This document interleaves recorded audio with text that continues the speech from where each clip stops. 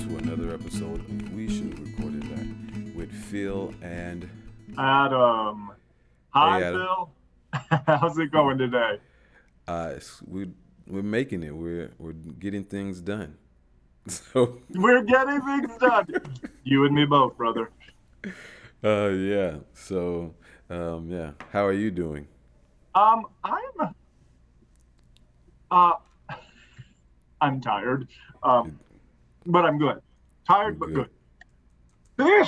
Oh, Bless all right. you. Excuse me. If we were more professional, we'd re-record that without the sneeze. But you know, why do such a thing? Sneezing is a Right. part of being human. It is very much so, and conversation that happens. It So happens. So anyway, yes, my semester is now underway. I know yours has been underway for a week or two longer, hmm um, and everything is going well. I am quite pleased. I'm just tired. It's uh, the first week of classes. Oh my! bless you. The first week of classes hit me like a Mack truck. Yeah, I can imagine. Well, hopefully you recover, um, and kind of get into your routine. I mean, it's but the year it's kind of a blitz anyway. I think. Yes. You- Yes, even under the best of circumstances, right. returning to the academic year can really wear you out. I've noticed that about my work. This is not our topic for today, but let me No, it's just not. have an off-topic comment. I have noticed that about my work, and yes, of course, this is only my perception, and there's no way quantitatively to prove this, but when I've worked a standard job, the kind of job that you do 12 months a year, I hmm have felt that, yes, you're working 12 months a year, but it is less intense than when I've worked 10-month jobs, which I felt, whew, those 2 months are really necessary because of the intensity of hmm those 12 months. And I feel the same about college professor. Standard college professor, if they don't teach in the summer, will have at least at teaching institutions, not research institutions, will have a 9-month contract.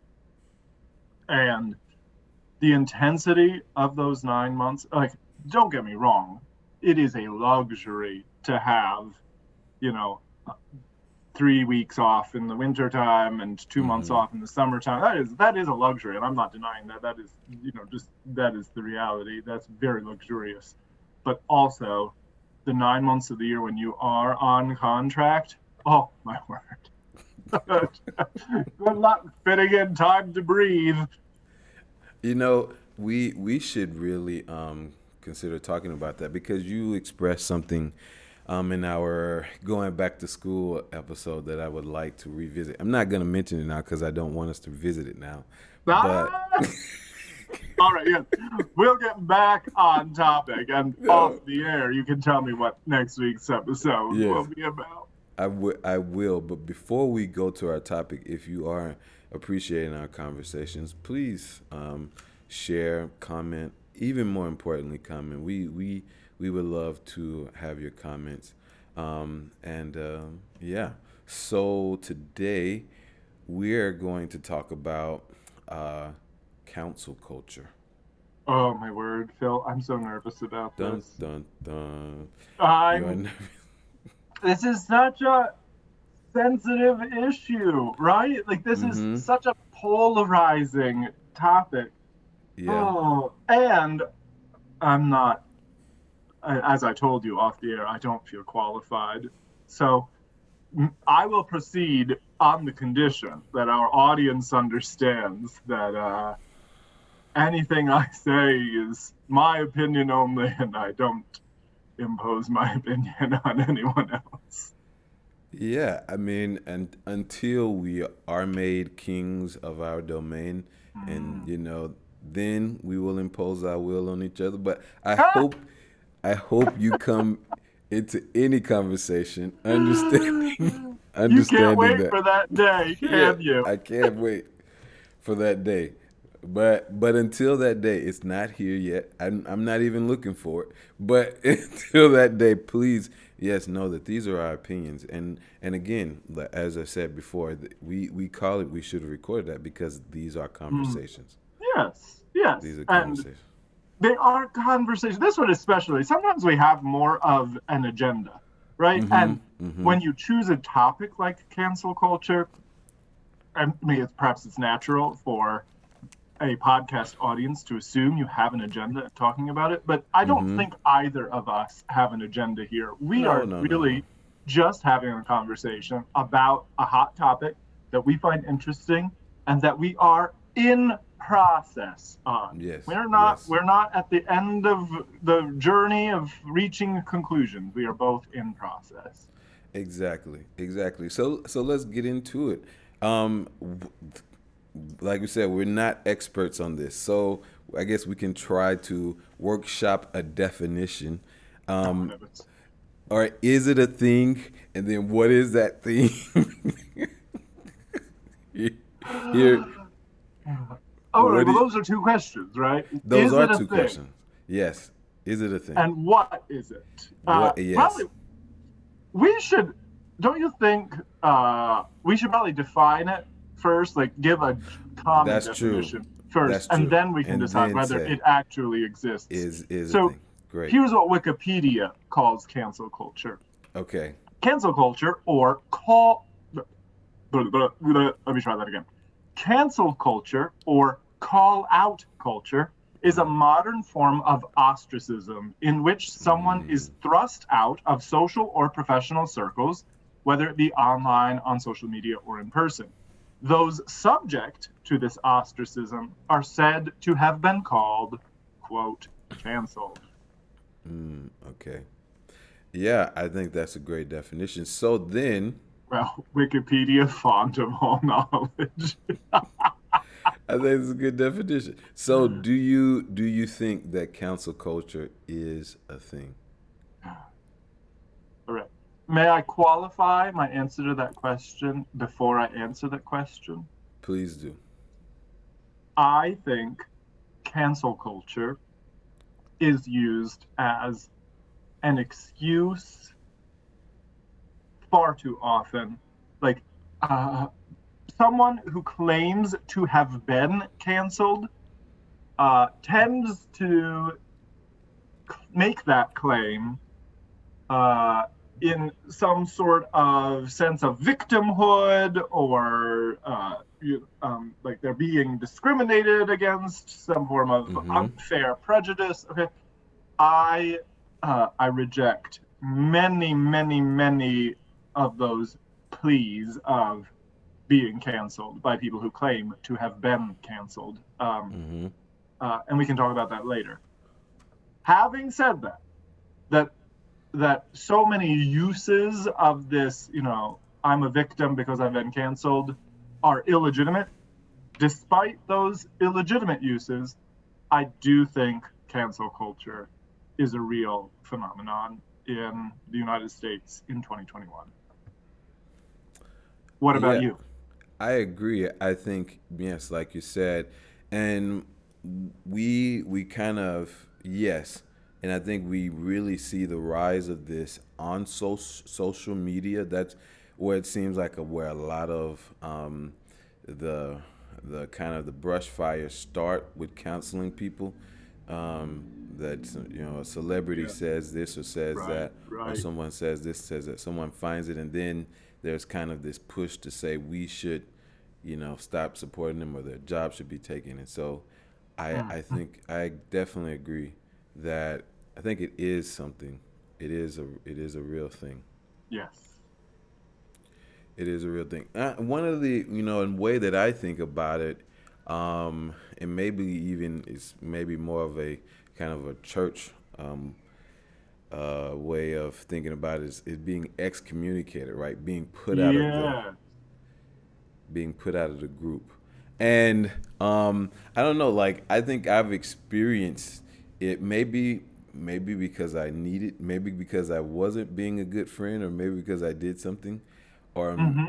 or maybe just people just didn't like me anymore. But I think I have have felt this like, oh, I did that or did X, and so these people don't talk to me anymore. Have you ever Yeah. have you ever experienced that? Um, yes, I have. Mm-hmm. And like, let's be honest, I think in some cases, like, I am I'm the worst. I'm just the worst. And so I think there are cases where it's been justified. Mm-hmm. I don't think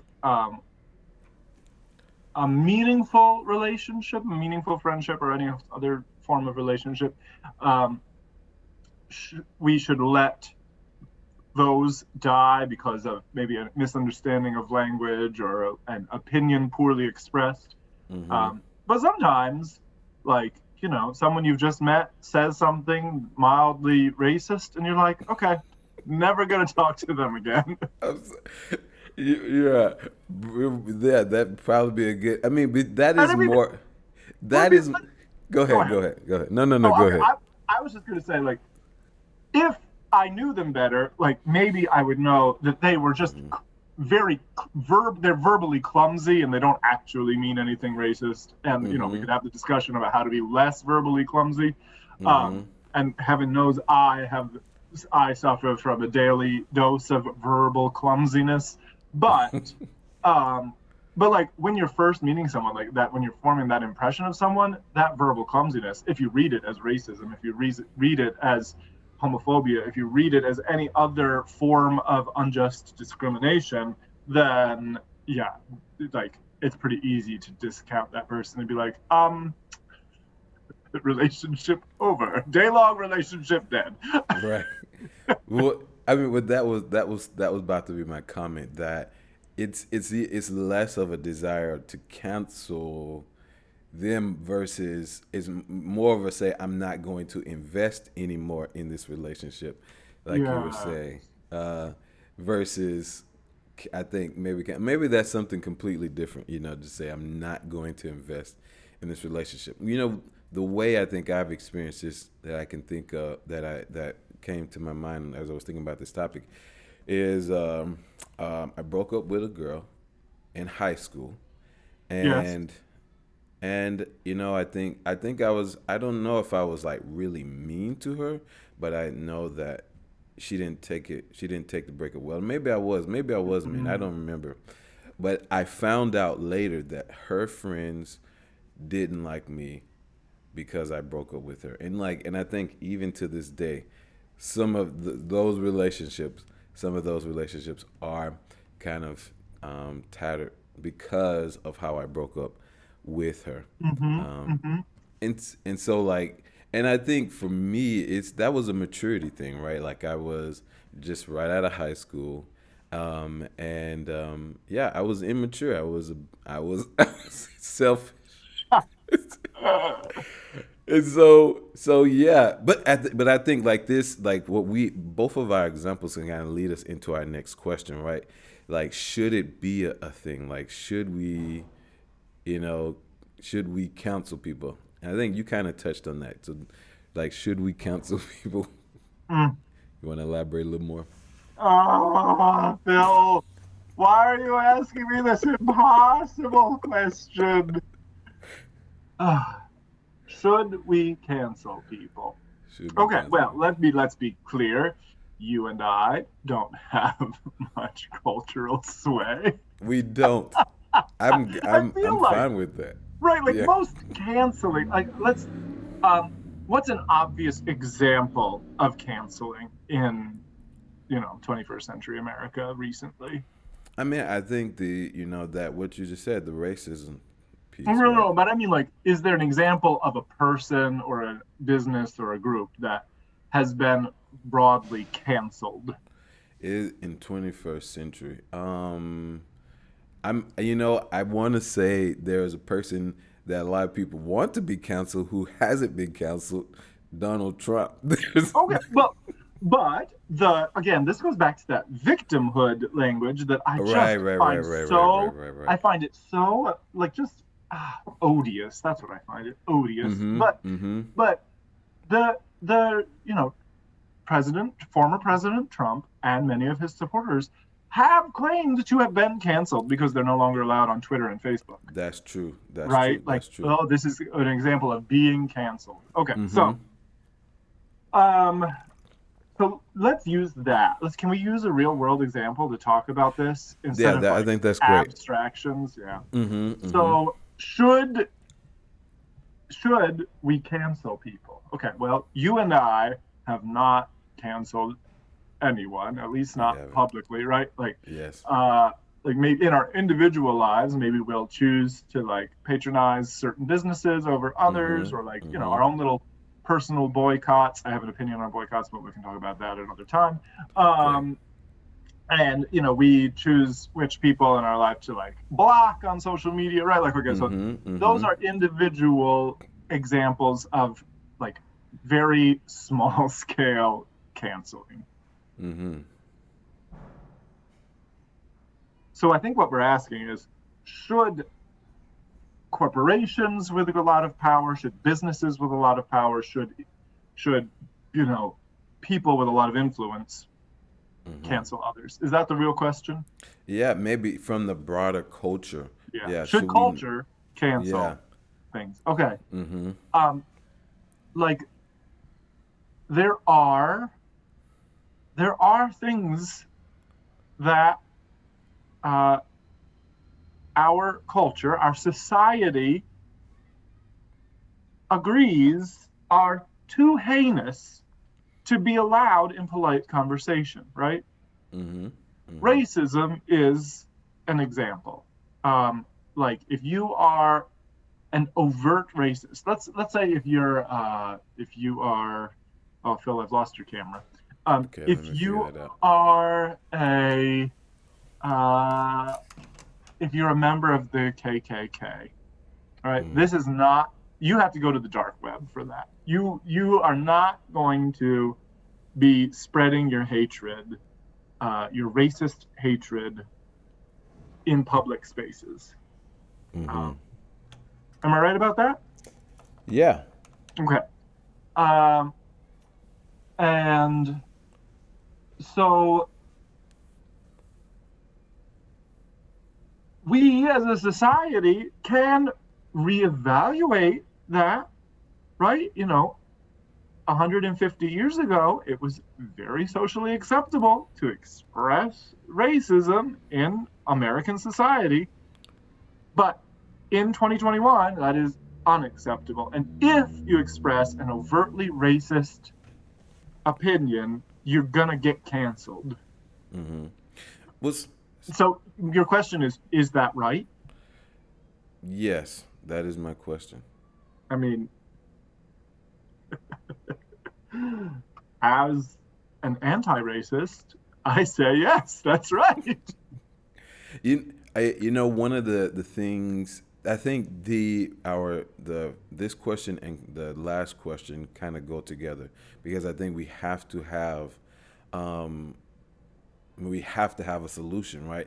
Is if either we say yes, people can be canceled, or if we say no, people can't. But then, so what do we do? And then, so what are the rules for counseling people? And I think you're expressing that like these are kind of our rules for counseling people. And I think counseling people, but I think like for me again, I was thinking about the maybe a biblical scriptural standpoint of how we what did Jesus outline for us to do Mm-hmm. in dealing with people, in dealing with at least Mm-hmm. Christians, Yes. how do other Christians deal with each other.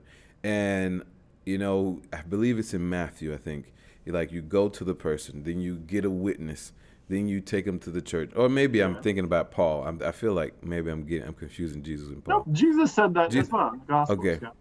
So, and then so you have these three steps at least, and then if the person is not willing to see that their behavior was offensive, then basically they're counseling themselves.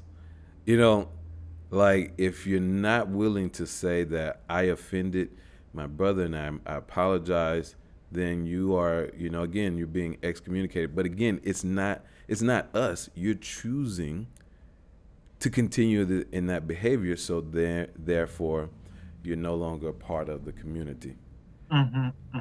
Yes. And so for me, I think it should be. And I think of another example. There was in kind of the hip hop space, there was a rapper who got on stage and said some things about if you don't have AIDS, raise your hand.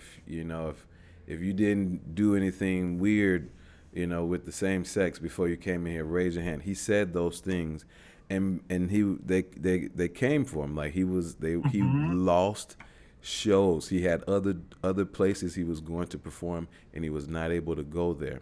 And the question is asked again, like, should he have been canceled? Should he have just lost those shows? Or should someone have said to him, that's not, this is not okay?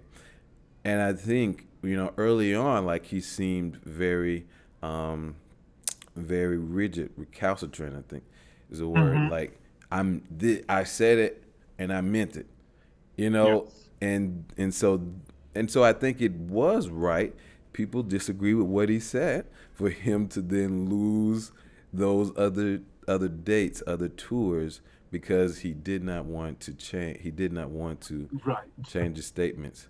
Well, maybe the solution you're offering is canceling can be right, but before canceling occurs, society needs to offer opportunity for repentance.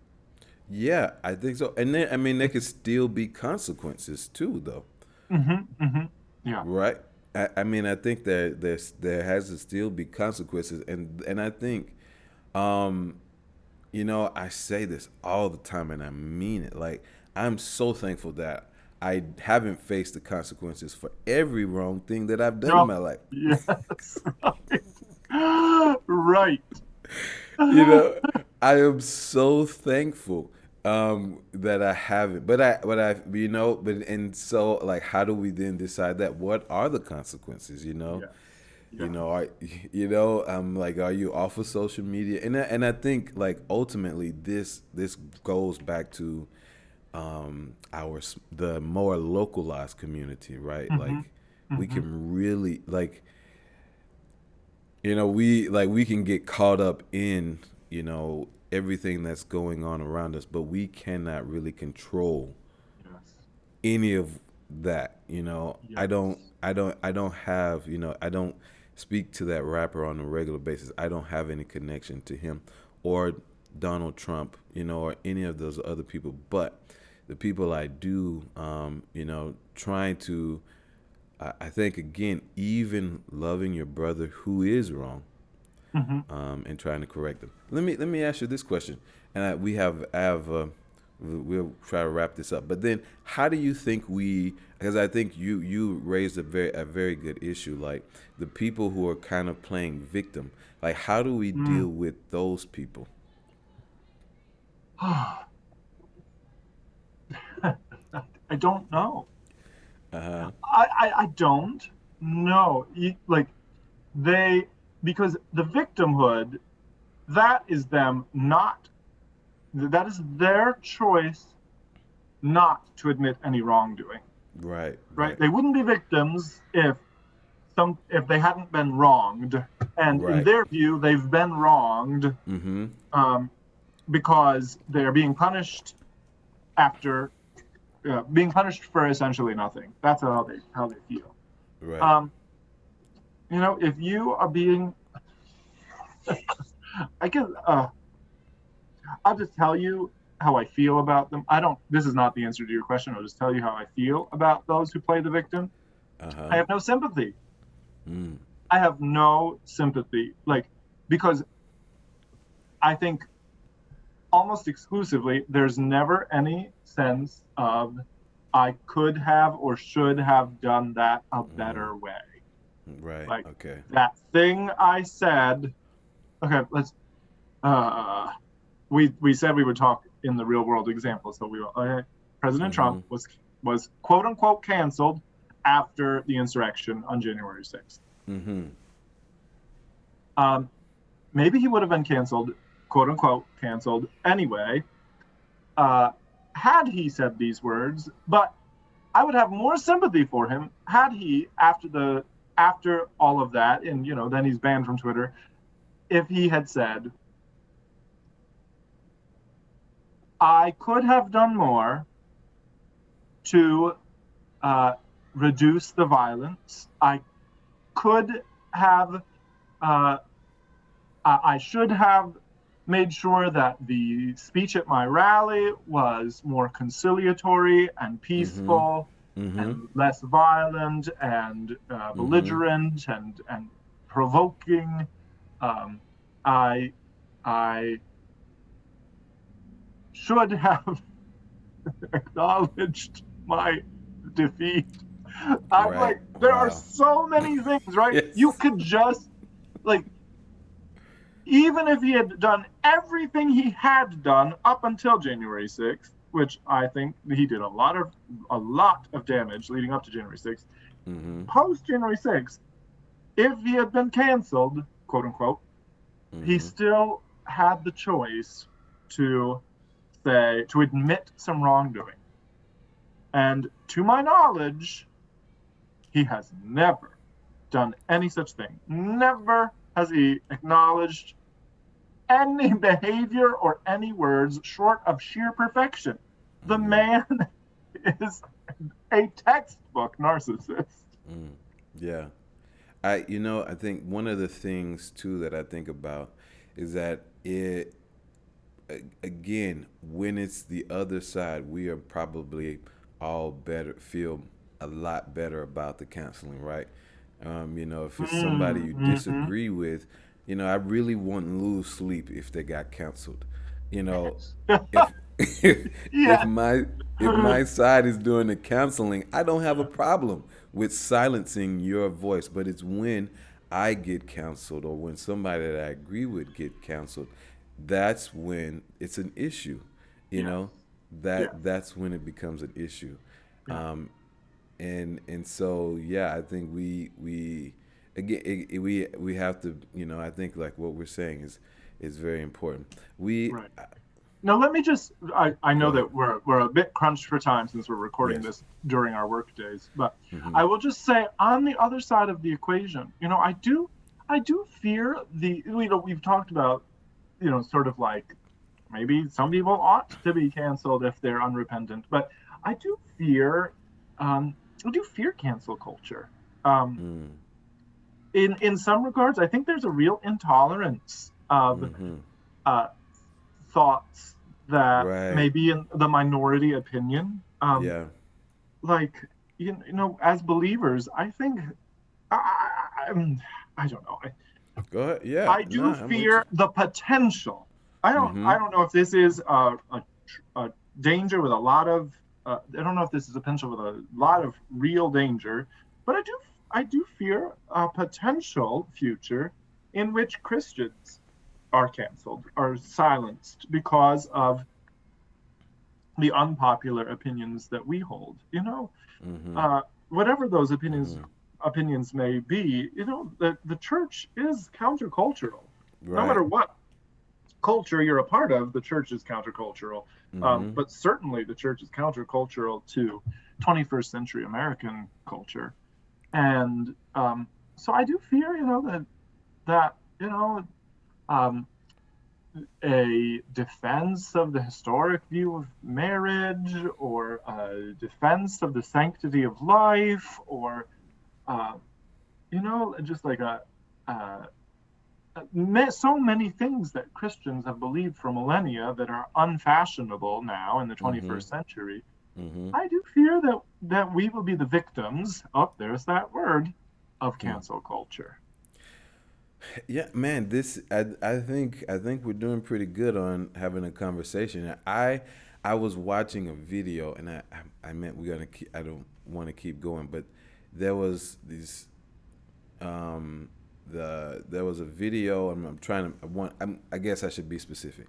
There was a transgender person went into the restroom at a spa, and they're naked, and they still have it's a female transgender person. They still have male Mhm. genitalia, Mhm. and people complained about that. And then there were protests because of the people who complained, the ladies who complained about the situation. And so watching videos of those protests, and I'm just, this there was this group.